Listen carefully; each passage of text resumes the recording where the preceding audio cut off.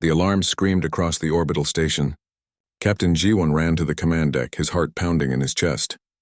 The screen showed what nobody wanted to see. Hundreds of massive ships were dropping out of hyperspace near Earth. They were not human ships. They were not friendly. Status report. G1 shouted as he reached his command chair. Sir, we count 400 enemy vessels. They're Vraxian design, heavy cruisers and battle carriers. They're moving into attack formation. The officer's voice shook as she spoke. G1 felt his blood turn cold. The Vraxians were known across the galaxy as brutal conquerors. They took worlds and enslaved populations. No one had expected them to come to Earth. Humanity was supposed to be too far away, too primitive, too unimportant. Get me a line to Earth Command. Now, G1 ordered. Down on Earth, Commander Minho received the transmission in the Sol defense bunker. He watched the tactical display with growing horror. The red dots representing enemy ships filled the screen. There were so many of them. Send the evacuation orders to all major cities, Minho said quietly. And get me Ambassador Hyun at the Galaxy Council station. Thousands of kilometers away, on the massive Galaxy Council station that orbited a neutral star, Ambassador Hyun was already trying to get help. The council chamber was a huge circular room with seats for representatives from 200 different species. Right now, only about 50 were present. The others would take hours to arrive. Please, you must send help, Hyun pleaded to the council speaker, a tall being with blue skin and 4 arms. Earth is under attack. We are a registered member world. The treaties say you must protect us. The speaker made a gesture that meant he understood, but his voice was slow and calm. Ambassador Hyun, we must follow proper procedures. First, we must verify the threat level. Then we must call a full council meeting. Then we must vote on military intervention. This will take time. We don't have time. Hyun's fist clenched. The Vraxian fleet is already in Earth orbit. They're already firing on our cities. The procedures exist for good reasons, another council member said. This one looked like a giant insect with multiple eyes. We cannot simply rush into conflicts. We must be certain of all facts, Hyun wanted to scream. He wanted to grab these aliens and shake them, but he knew it would do no good. The Galaxy Council moved slowly. They always had. Their procedures and rules were more important to them than saving lives. Back in Earth orbit, G1 made his decision. All ships attack Formation Delta. We're going to buy time for the evacuation. Sir, we only have 32 combat vessels. They have 400. The tactical officer looked terrified. I can count, G1 said grimly. But we're not going to just sit here and watch. Charge weapons. Prepare to engage. The human fleet moved forward.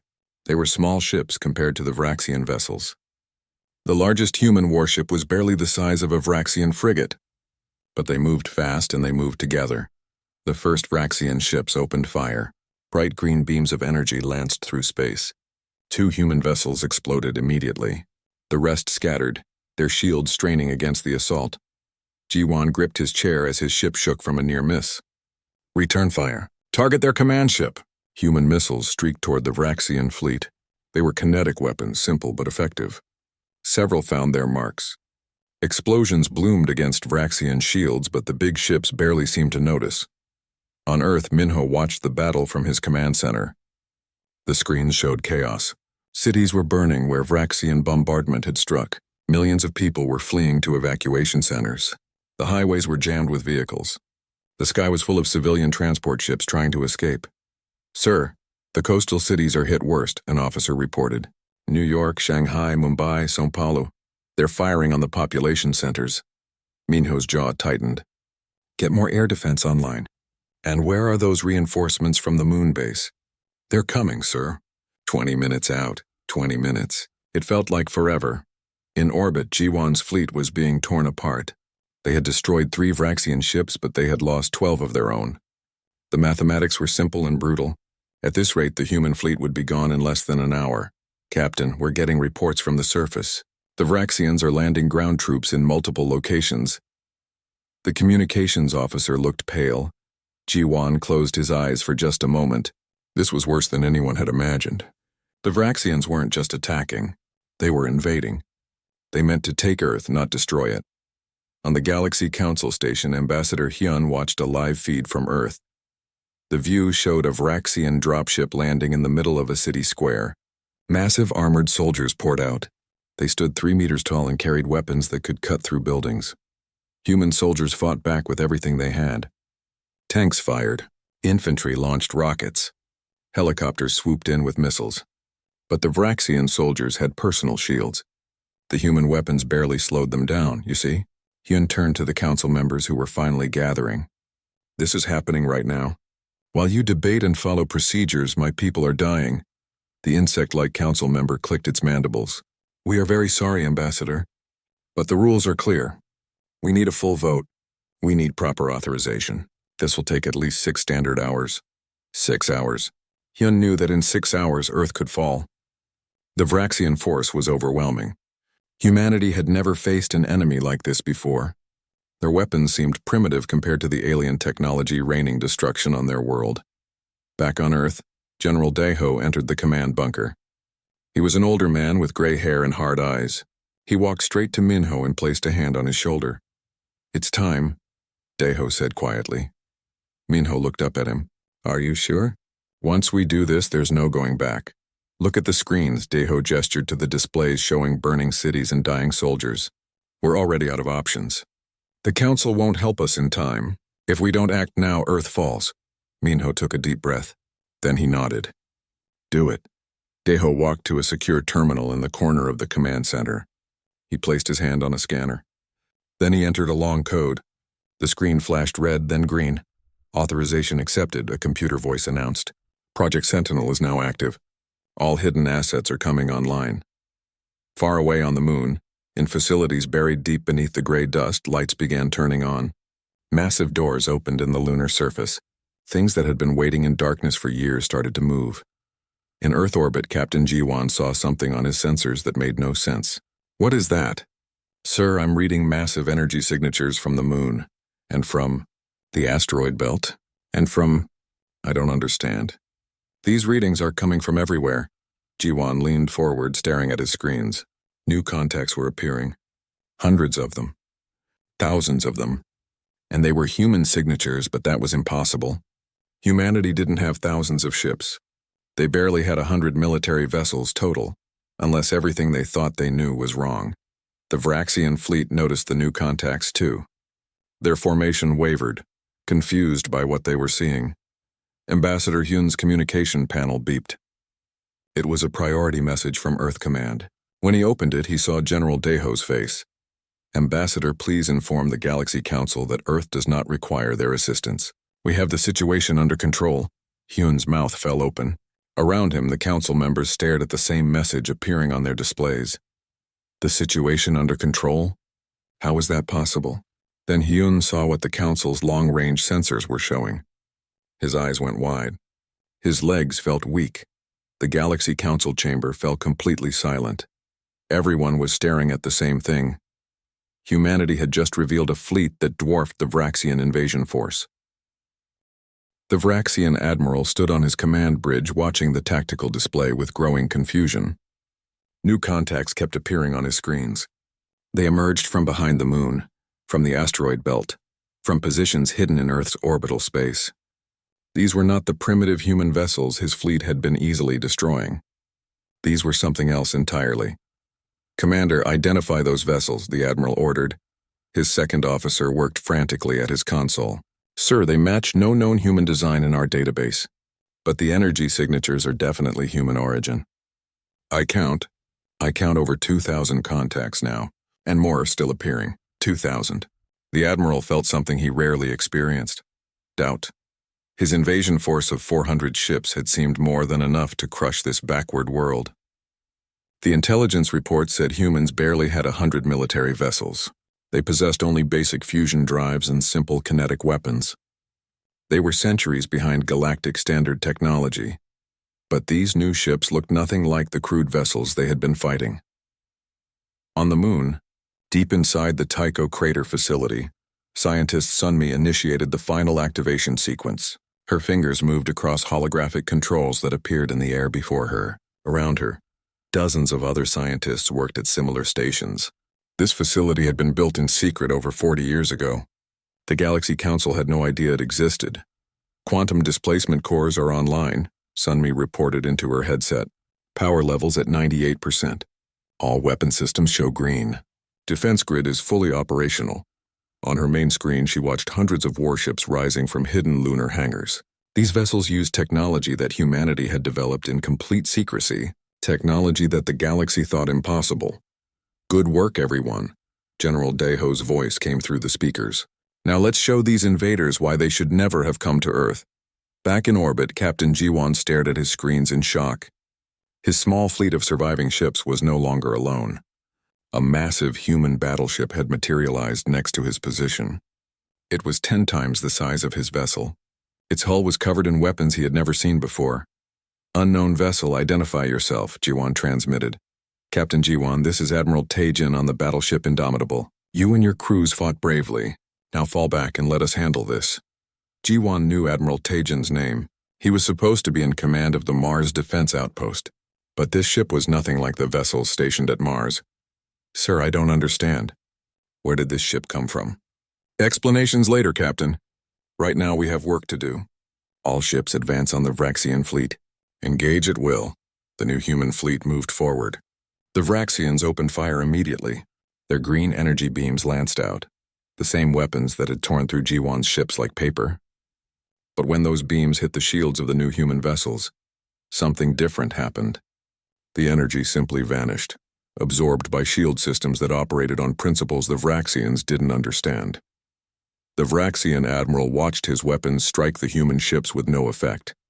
Increase power. Target their largest vessel. Every Vraxian ship in range fired at Admiral Taejin's battleship. The space around the Indomitable lit up with energy beams and missiles. The assault was tremendous, enough to destroy a small moon. The Indomitable's shield shimmered like water. Then they stabilized. The ship was undamaged. Our turn, Admiral Taejin said calmly. Fire quantum disruptors. The Indomitable's main weapons activated. They didn't fire beams or missiles. Instead, space itself seemed to tear open. Ripples of distorted reality spread from the human battleship toward the Vraxian fleet. When those ripples touched the first Vraxian cruiser, the ship simply came apart. Its hull disintegrated at the molecular level. There was no explosion, no fire. The vessel just ceased to exist as a solid object, turning into a cloud of free-floating atoms. 3 more Vraxian ships died the same way in the next 10 seconds. Evasive maneuvers. The Vraxian admiral screamed. His fleet scattered, but the human ships were faster than they should be. They moved with impossible agility for vessels of their size. On Earth, Commander Minho watched the battle through satellite feeds. He could hardly believe what he was seeing. The human fleet was destroying Vraxian ships with ease. The same enemy vessels that had seemed invincible minutes ago were now fleeing in panic. Sir, we're receiving reports from ground forces, an officer said. The Vraxian troops that landed are being engaged by units we have no record of. Minho pulled up the feed from New York. He saw Vraxian soldiers in their heavy armor advancing down a street. Then figures appeared to stop them. Human soldiers, but wearing armor he had never seen. It looked sleek and black, covering them completely. They moved faster than any human should move. One of these soldiers ran straight at a Vraxian warrior. The alien fired its plasma rifle. The human soldier simply flickered and vanished, reappearing behind the Vraxian. A blade extended from the soldier's wrist. It glowed with blue energy. The blade cut through the Vraxian's armor like it wasn't there. The alien warrior fell. Its companions fired wildly, but the human soldiers were everywhere and nowhere. They moved like ghosts, appearing and disappearing. Within minutes, the entire Vraxian landing force was eliminated. Who are they? Minho whispered. Lieutenant Bora removed her helmet inside the New York combat zone. Her face was young, but her eyes were hard. She had trained for this mission her entire adult life. She spoke into her communicator. Ground Team Alpha reporting. Landing zone secured. All enemy forces neutralized. Copy that, Lieutenant, came the response.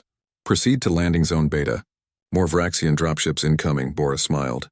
She had been waiting years for this. She and her team were part of Project Sentinel. Just like the secret fleet. They wore dimensional shift armor that let them phase partially out of normal space. They carried weapons based on quantum technology. They were trained to fight enemies with superior size and strength using speed and technology. The Galaxy Council thought humans were weak. They thought human soldiers were primitive, relying on chemical propellants and metal bullets. They had no idea what humanity was really capable of. Bora and her team flickered and vanished, reappearing 2 kilometers away near the next Vraxian landing site. In space, the battle was turning into a massacre. The Vraxian fleet tried to retreat, but human ships had them surrounded. Admiral Tajan coordinated the assault from his command chair. "Don't let them escape to hyperspace. I want every ship disabled or destroyed. These invaders came here to conquer us. They're going to learn what happens when you threaten humanity." The Vraxian admiral knew his fleet was doomed. He had lost over 100 ships already. His weapons were useless against the human shields. Their weapons were destroying his vessels with terrifying ease. This was supposed to be an easy conquest. Humans were supposed to be weak. "Send a distress signal to the Vraxian home fleet," the admiral ordered. "Tell them we encountered unknown resistance. Tell them Earth is not what the intelligence said." Before his communications officer could comply, the Vraxian flagship shook violently. Warnings blared across every console. "Sir, we're being boarded. I don't know how they got through our hull, but there are human soldiers inside the ship." Lieutenant Bora and her team had teleported directly into the Vraxian command vessel. This was the first time humanity was using teleportation technology in combat. The Vraxians didn't even know such technology was possible. Bora's team moved through the alien ship with deadly precision. They knew the layout from intelligence reports. They knew where the command bridge was located. Vraxian crew members tried to stop them, but the dimensional shift armor made the humans nearly impossible to hit. Within 5 minutes, Bora stood on the Vraxian command bridge. The admiral and his officers stared at her in shock. She raised her weapon. "Order your fleet to power down their weapons and prepare to be boarded," Bora said in perfect Vraxian language. "Do it now, or I will execute every officer on this bridge." The Vraxian admiral looked into her eyes. He saw no mercy there. Slowly he nodded. "Stand down. All ships, cease fire. Power down weapons." Across the battlefield, the Vraxian fleet went dark. Human vessels moved in to take control of the surrendered ships. On the Galaxy Council Station, Ambassador Hyun watched the whole thing unfold on the large display screens. Around him, council members from across the galaxy sat in stunned silence. They had seen the entire battle. They had seen human technology that should not exist. They had seen a primitive species destroy a major Vraxian invasion fleet in less than an hour. The insect-like council member who had talked about procedures earlier approached Hyun slowly. "Ambassador, we had no idea. Your people's technology level. Our record said you were centuries away from this capability. How is this possible?" Hyun turned to face the council chamber. Every representative was staring at him now. He smiled slightly. It was not a friendly smile. "You want to know how this is possible?" Hyun's voice was quiet, but it carried through the entire chamber. "Let me tell you a story about humanity. 50 years ago, when we first achieved faster-than-light travel, we found evidence that other species existed." He paused, letting that sink in. "We also found records of wars. We found evidence of species that had been... We found old probes and abandoned stations. We knew we were not alone in the universe." General Daeho stood in the command center deep beneath the Korean peninsula. Around him, dozens of displays showed the tactical situation across Earth and near space. The Vraxian invasion fleet was defeated, but this was just one fleet. The Vraxian Empire controlled hundreds of worlds and commanded thousands of warships. They would send more. "Sir, we're receiving a transmission from Vraxian High Command," a communications officer reported. "Put it through," Daeho ordered. The main screen flickered, showing a massive Vraxian in elaborate armor. This was Supreme Commander Vakran, leader of all Vraxian military forces. His face showed surprise and anger. "Humans," Vakran's voice rumbled through the speakers. "You have defeated one of our fleets through deception and treachery. This will not stand. I am dispatching 3 full battle groups to your world. They will arrive in 30 standard hours. When they come, your tricks will not save you. We will reduce your planet to ash." The transmission ended. The command center fell silent. 3 battle groups meant at least 1,500 warships. Even with their secret fleet, humanity would be outnumbered. Admiral Tajan's face appeared on another screen. He was still aboard the Indomitable in Earth orbit. "General, we can't fight 3 battle groups in defensive positions. We'll be overwhelmed." Daeho nodded slowly. He had known this moment would come.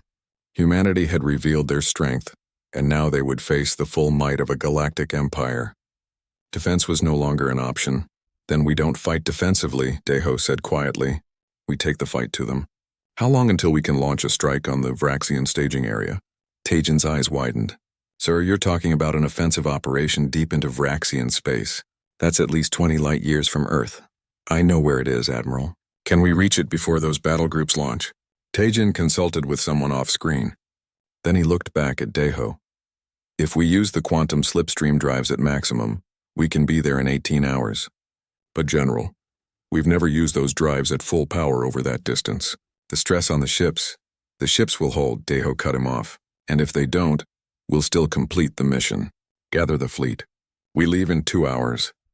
On the moon, scientist Sunmi received the orders with mixed feelings. The quantum slipstream drives were her design.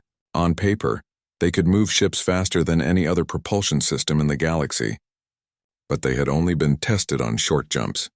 Taking the entire fleet across 20 light years at maximum velocity was dangerous. She pulled up the calculations on her holographic displays. The numbers looked acceptable, but there was significant risk. If the quantum field collapsed during transit, ships could be torn apart or lost in dimensional space. Run a level 5 diagnostic on all slipstream cores, she ordered her team. I want every system checked twice. We have 120 minutes. Her team moved quickly. They had trained for this. The entire Sentinel project had been designed for a moment exactly like this. Still, Sunmi's hands shook slightly as she worked. This wasn't a simulation anymore. If she made a mistake, thousands of people would die. Lieutenant Bora stood on the bridge of the captured Vraxian flagship. She and her team had secured the vessel and were now transferring Vraxian prisoners to holding facilities. The Vraxian admiral sat in a detention cell, his armor removed and his pride shattered. Lieutenant, you're wanted on Earth, her commanding officer transmitted. New assignment. You and your special operations teams are being attached to the strike fleet. Bora smiled. Understood, sir. We're ready. She looked around the alien bridge one last time. The Vraxians had thought their technology was superior. They had underestimated humanity badly, but they wouldn't make that mistake again. The next battle would be harder. 2 hours later, the human fleet assembled in formation beyond lunar orbit. Over 1,500 warships ranging from small frigates to massive dreadnoughts. Every vessel incorporated technology the galaxy thought impossible. Quantum shields, dimensional weapons, slipstream drives. 50 years of secret development.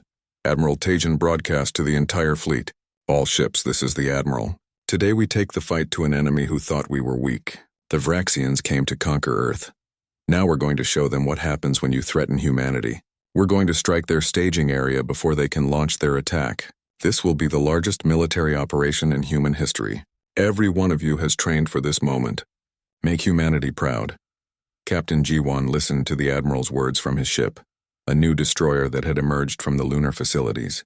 His old vessel had been destroyed in the first battle. This new ship, the Defiant, was 5 times more powerful. He still could barely believe all of this existed. Captain, all systems are green. His tactical officer reported. Quantum slipstream drive is charged and ready. G1 nodded. His crew was nervous but determined. They had all volunteered for this mission, knowing they might not return.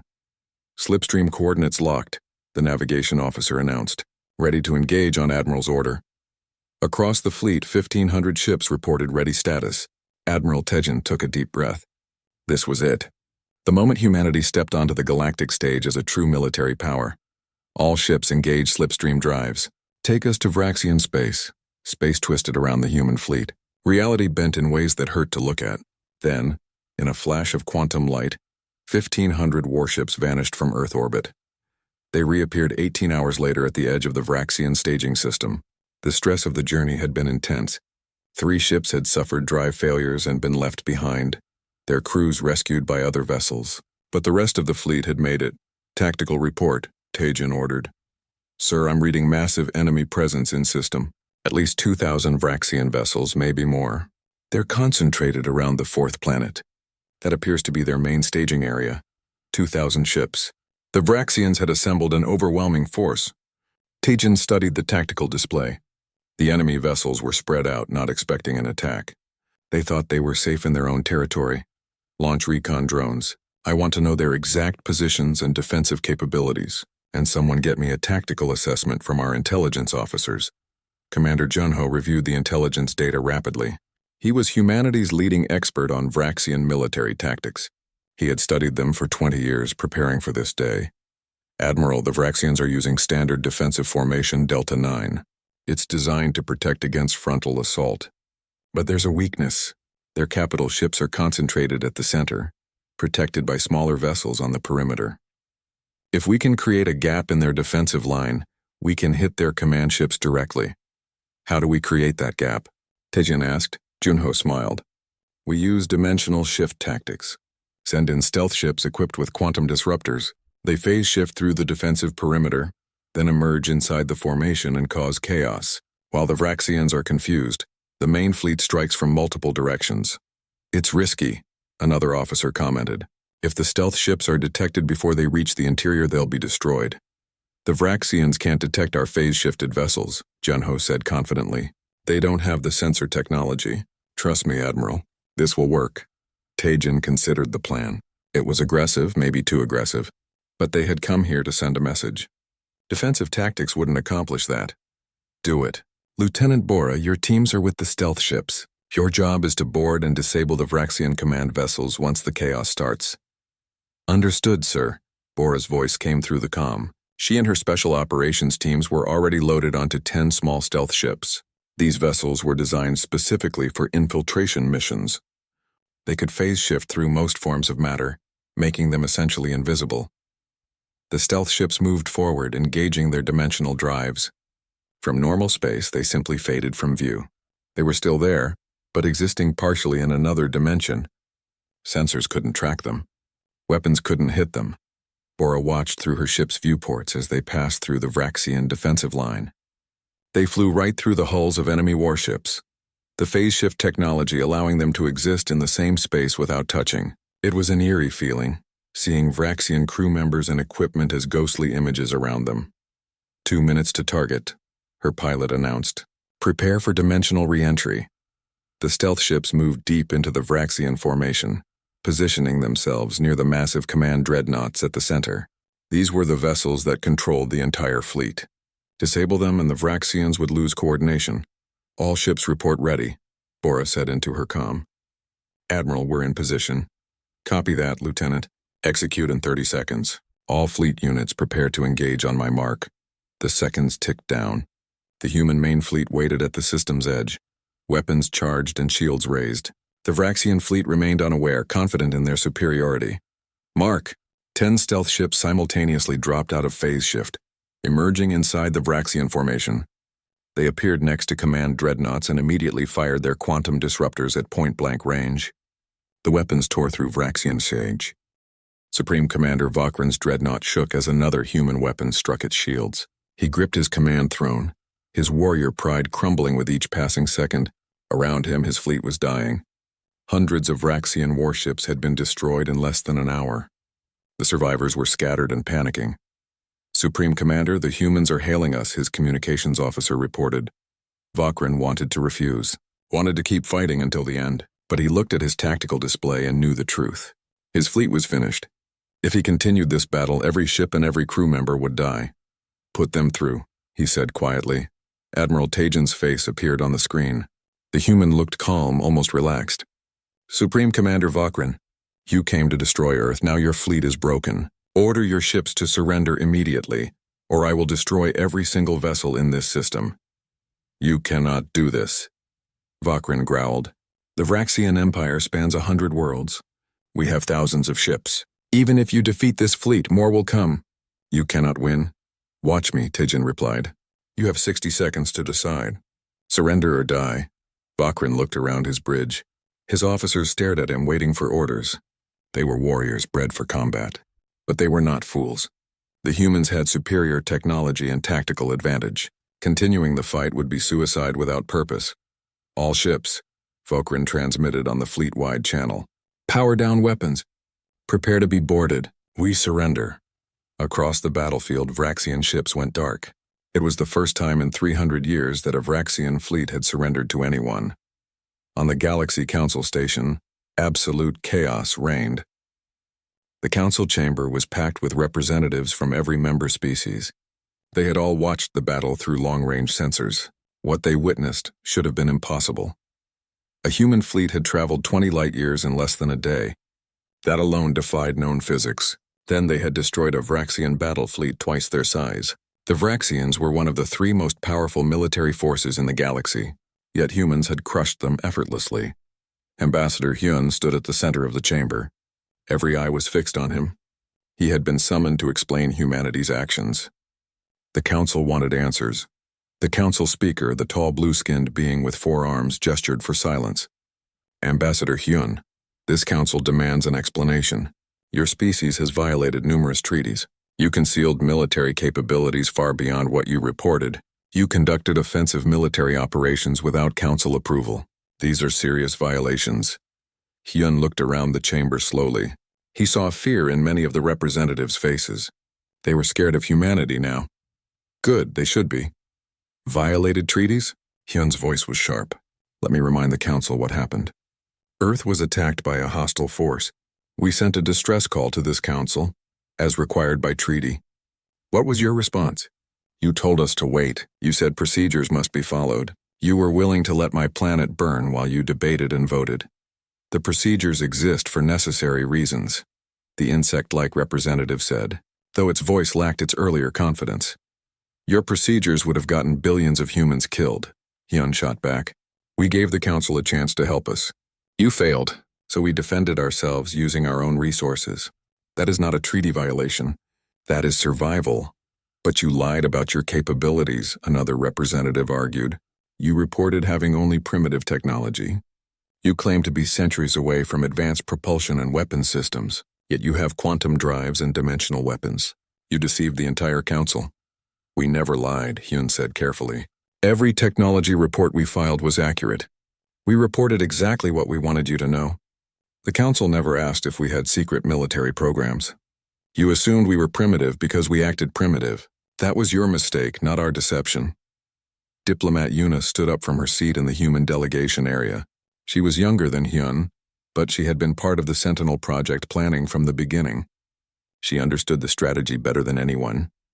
The council claims we violated treaties by concealing our strength, Yuna said as she walked to join Hyun at the center of the chamber. But let me ask you all a question. If we had revealed our true capabilities 50 years ago, what would have happened? Would you have welcomed us as equals, or would you have seen us as a threat? Silence filled the chamber.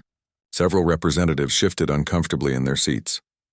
I'll tell you what would have happened, Yuna continued. Some of you would have tried to conquer us before we became too powerful. Others would have tried to steal our technology, and the rest would have pushed to restrict our expansion to keep us contained. We've seen how this council treats species it considers dangerous. You don't welcome them. You control them. That is not fair, the council speaker protested. We maintain order in the galaxy. We prevent wars and protect weaker species. You maintain your order, Hyun corrected. An order where the powerful species make the rules and the weaker ones obey. Earth didn't want to play that game, so we developed our strength in secret while appearing weak and harmless. We joined your council, followed your rules, and learned everything about how the galaxy really works. And now that we've revealed ourselves, you can't put us back in the box labeled primitive species, a reptilian representative hissed from its seat. What you're describing is dangerous. If every species hid their true strength, the council could not function. Trust would break down. The whole galactic community could collapse into warfare. Perhaps that trust was already an illusion, Yuna said quietly. How many species sitting in this chamber have secret weapons programs?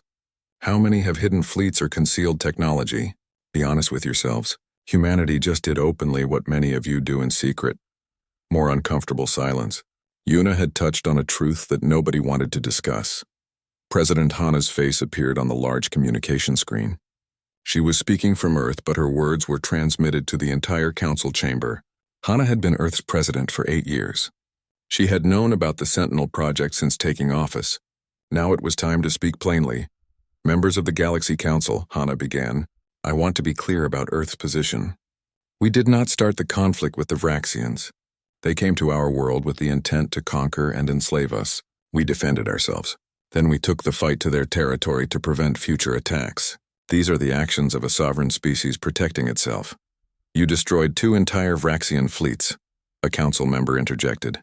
That goes beyond simple defense, does it? Hana's eyes were hard.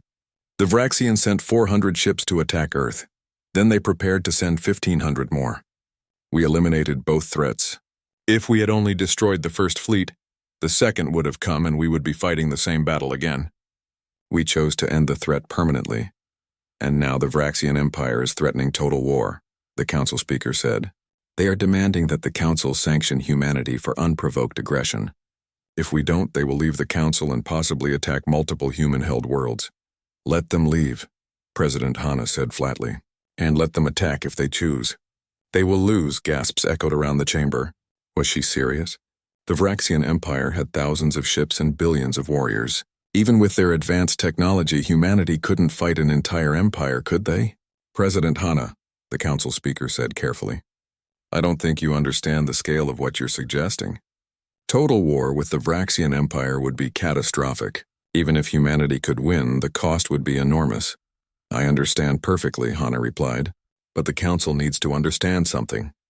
Humanity is done being threatened. We're done begging for help that never comes. We're done being treated as a minor species that should be grateful for galactic scraps. From this moment forward, Earth deals with other species as equals, not as subjects, not as children needing guidance. As equals, she paused, letting that sink in. If the Vraxians want peace, we will negotiate as equals. If they want war, we will fight as equals. The same applies to every other species in this chamber. You can work with us or you can oppose us, but you will never again dismiss us. Ambassador Hyun turned to address the full council. President Hanna speaks for all of humanity. But she's not saying we want conflict. We prefer peace. We want to trade with other species, share knowledge, and cooperate on common challenges. But we will do these things on our terms, not yours. And if the council cannot accept this, the insect representative asked, then humanity will leave the council, Hyun said simply. We don't need you nearly as much as you seem to think we do. We have our own technology. We have our own colonies. We have resources and capability. The council membership was useful when we were learning about the galaxy. But if it becomes a cage, we will walk away. The chamber erupted in loud discussion. Representatives argued with each other in dozens of different languages. Some were angry, others were scared, and a few seemed impressed. The council speaker raised all four of his arms, calling for silence. It took several minutes for the chamber to quiet down. This council must take a recess, the speaker announced. We need time to discuss these developments and consider our response. Ambassador Hyun, Diplomat Yuna, please remain available. 3 days after the battle in Vraxian space, representatives from the Vraxian High Council arrived at a neutral station to negotiate with humanity. They came expecting to dictate terms to a weaker species. What they found instead changed everything they thought they knew about galactic power. General Junho sat across the negotiation table from 5 Vraxian senior officials. Behind him stood President Hanna, who had traveled from Earth specifically for these talks. The Vraxians wore their full ceremonial armor, trying to appear intimidating. It didn't work. Let us be clear about the situation, Junho began. Your empire attacked Earth without provocation. You lost 2 entire fleets. Your military capability has been significantly reduced. You are here because you have no other choice. The lead Vraxian negotiator, a scarred warrior named Korvax, growled low in his throat. You destroyed our ships through treachery and deception. You hid your true strength. That is dishonorable combat. Interesting words from a species that was planning to enslave billions of humans, President Hanna said coldly. Tell me, Korvax, where is the honor in attacking a world you believed was defenseless? Korvax had no answer to that.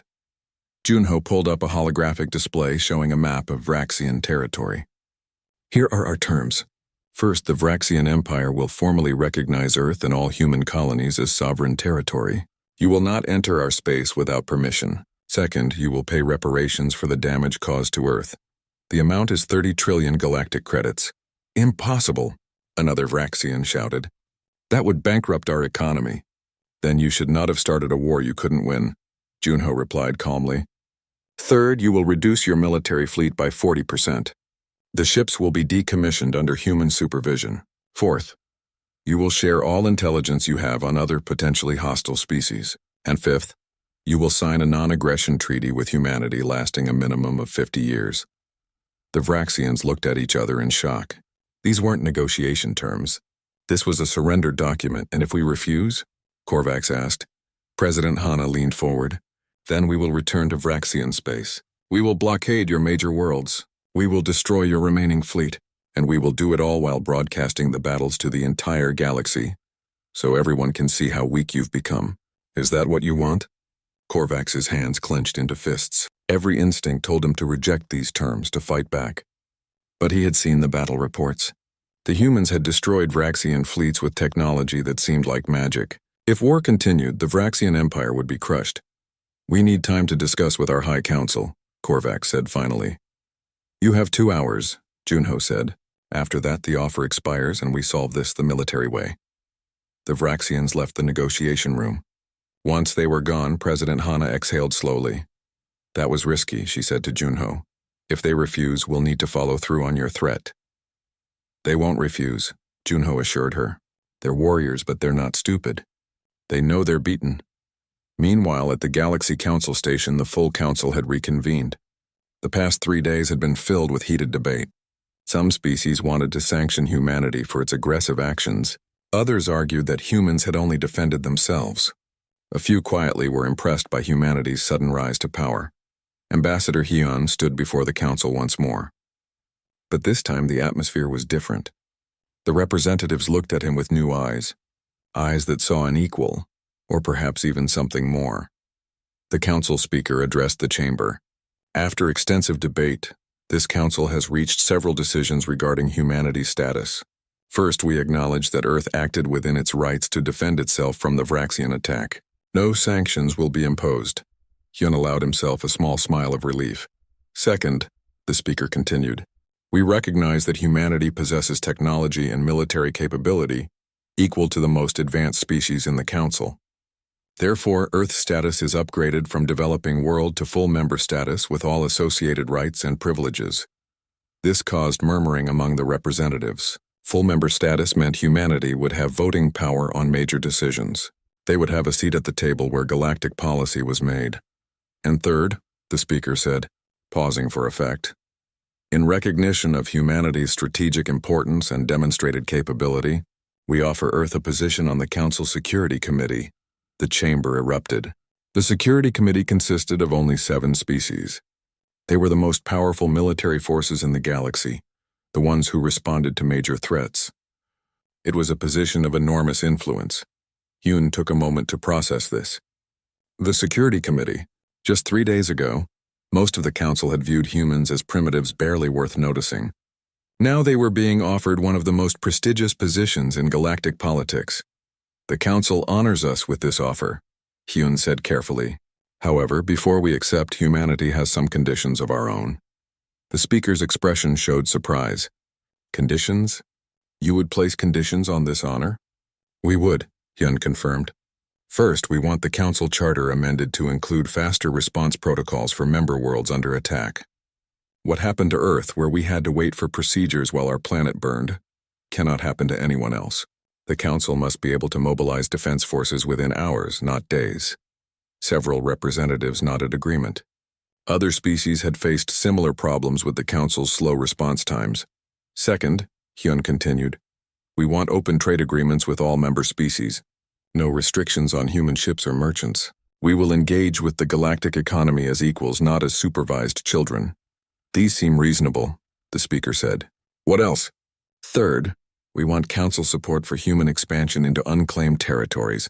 We have identified 17 star systems suitable for colonization. We want them recognized as human territory. This caused more murmuring. 17 systems was a lot to claim at once. But given humanity's demonstrated power, nobody was willing to argue too strongly against it. Is there more? The speaker asked. Hyun looked around the chamber, meeting the eyes of various representatives. Yes, one more thing.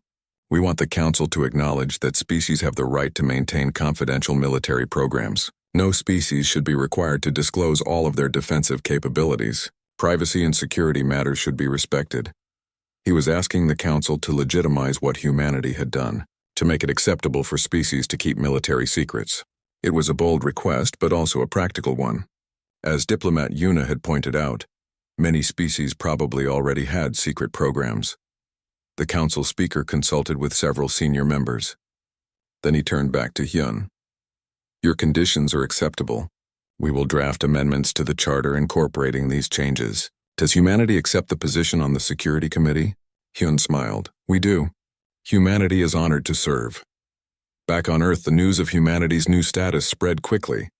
People celebrated in the streets. They had been attacked. They had revealed their hidden strength, and now they were being recognized as a major galactic power. It felt like vindication. In the military command center, General Daiho watched the celebrations on news feeds. Admiral Taejin stood beside him. We did it, Taejin said quietly. 50 years of secret preparation, and it worked. We're not just surviving in the galaxy. We're thriving. Don't get too comfortable, Daiho warned. The Vraxians will remember this defeat. They'll want revenge eventually, and there are other hostile species out there. The galaxy is dangerous.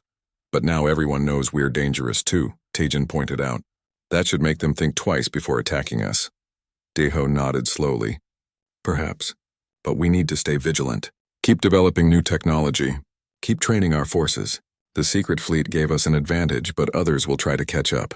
We can't afford to become complacent. On the moon, scientist Sunmi and her team were already working on next-generation systems. The quantum drives had performed well, but there was room for improvement. She had ideas for weapons that would make the current generation look primitive. How long until the new prototypes are ready? Her assistant asked. 2 years, maybe 3, Sunmi replied. We're pushing into theoretical physics that nobody has explored before. It's exciting work. Do you think we'll need them? Now that we've proven ourselves, maybe the galaxy will leave us alone. Sunmi looked at her assistant with a gentle smile. That's naive thinking. We've shown the galaxy that we're powerful. Some species will respect that. Others will see us as a threat that needs to be eliminated before we become too strong. We've won the first round, but the game is far from over. Lieutenant Bora and her special operations teams returned to Earth as heroes. They had been the first humans to board enemy vessels in combat. Their dimensional shift tactics had proven devastatingly effective, but Bora didn't feel like celebrating. She had seen the Vraxian warriors up close. They were tough, experienced, and numerous. Humanity had won through superior technology and surprise. But if the Vraxians adapted their tactics, future battles would be harder. We need to keep training, she told her team during their debrief. We got lucky that they didn't know how to counter dimensional armor. Next time they might be ready for us.